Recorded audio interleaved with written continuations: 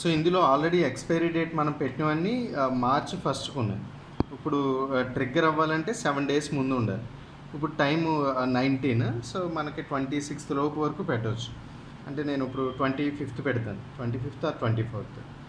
So then ఒక first ప్రోడక్ట్కి సో మనం ఎక్స్పైరీ డేట్ మారుస్తున్నాము. ఓకే, మార్చేమో అంటే దెన్ ట్రిగ్గర్ అయిపోవాలి, మనకి రావాలి. అవుతుందో లేదో చూద్దాం. సో ఫస్ట్ ప్రోడక్ట్కి ఏం చేయాలంటే దీనికి కూడా టైం కాన్ఫిగర్ చేసినప్పుడు స్టార్టింగ్ @ ఎండింగ్ హ్యాష్ పెట్టాం కదా, దీనికి కూడా సేమ్ స్టార్టింగ్ @ పెట్టి a small A. So A for first product అంటే ప్రోడక్ట్ 1, ప్రోడక్ట్ 2, 3, 4, 5, 6. 1, 2 ఏమో సోప్స్, 3, 4 ఒకటి, 5, 6 ఒకటి. బట్ ప్రతిదీ 1, 2, 3 అంటున్నాం కదా. సో ABCDEF అట్లా వస్తాయి. ఓకే, ఫస్ట్ది కాబట్టి ఏ అండ్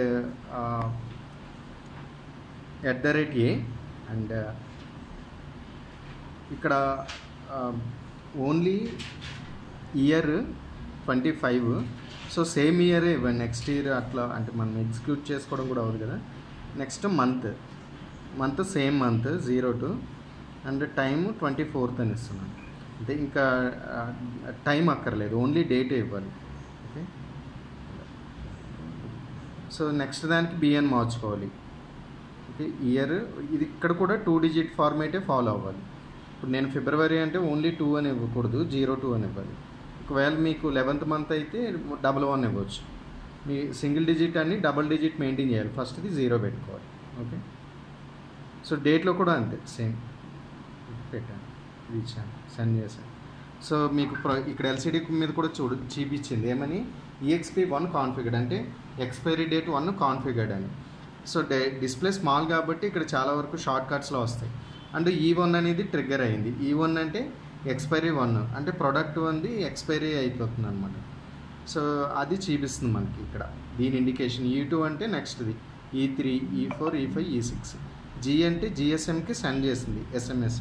నాకు SMS కూడా వచ్చింది ఏమని, సోప్ 1 ఎక్స్పైరీ, EXP అంటే ఎక్స్పైరీ 2/24 అంటే మంత్ ఇయర్ సేమే కాబట్టి మంత్ డేట్, ఈ డేట్లో ఎక్స్పైరీ అయిపోతుందని చూపించింది అనమాట.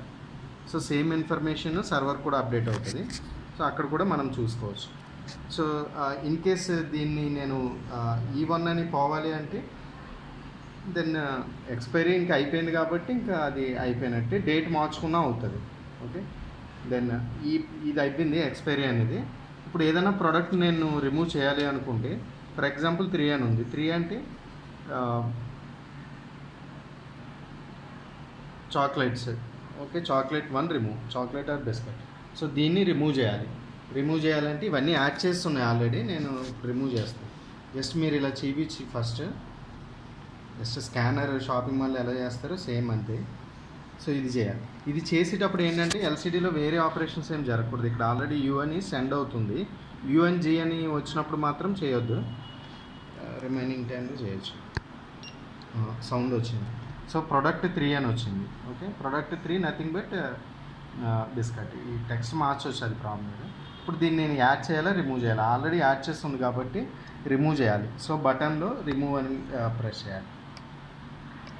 సో మనకి రిమూవ్డ్ అని వస్తుంది, అంటే ఆల్రెడీ యాడ్ అయ్యి ఉన్న ప్రోడక్ట్ని మనం రిమూవ్ చేసాం.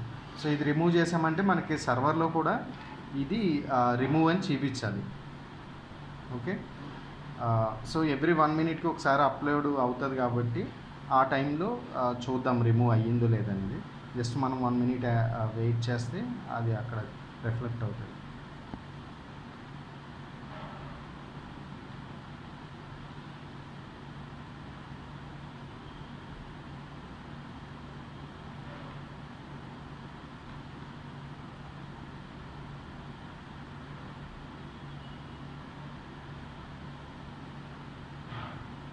ఎవ్రీ 1 minuteకి ఏ ప్రోడక్ట్ యాడ్ అయ్యి ఉంది, ఏ ప్రోడక్ట్ రిమూవ్ అయ్యిందని ఆ ప్రోడక్ట్ UN వచ్చింది కదా, అంటే అప్లోడ్ అవుతుంది అనమాట. ఇది నేను సర్వర్లో చూపిస్తాను. ప్రోడక్ట్ 3 అంటే అది రిమూవ్ అయ్యిందా లేదా. సో ఫస్ట్ది మనకి soaps, next chocolate, next biscuit. Okay, మనకి సోప్ చేసినప్పుడు సోప్ 1 ఎక్స్పైరీ వచ్చింది కదా, అది సర్వర్లో ఇదన్నమాట. సో చాక్లెట్ 3rd రిమూవ్ చేశాను. అది ఎల్సిడి డిస్ప్లే ప్రోడక్ట్ 3 అని ఉంది, నేను చాక్లెట్ 1 అని మారుస్తాను. సో చాక్లెట్ 1 రిమూవ్డ్, చాక్లెట్ 2 ఉన్నాయి. సో మనం ఏది రిమూవ్ చేసాము, ఏమి యాడ్ చేసాం అనేది కూడా ఇక్కడ వస్తుంది.